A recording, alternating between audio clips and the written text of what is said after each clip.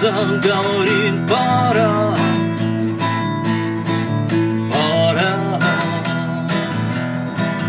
И пальто на гвоздях, шарф в рукаве и перчатки в карманах шепчут: подождем до утра, до утра.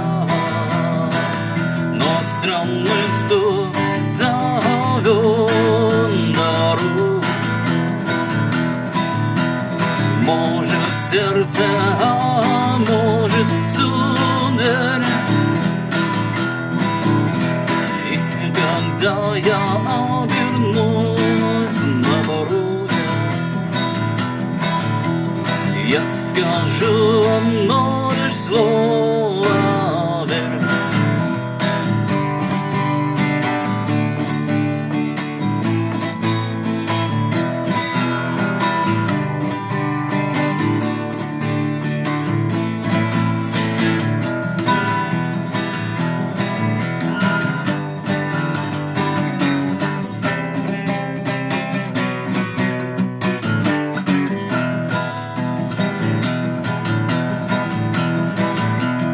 Опять на вокзал, и опять поезда, и опять проводник видов стихов и чай.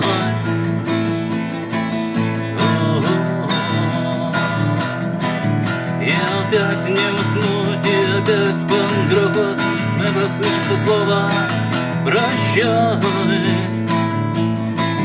прощай. Но странный стук зовет.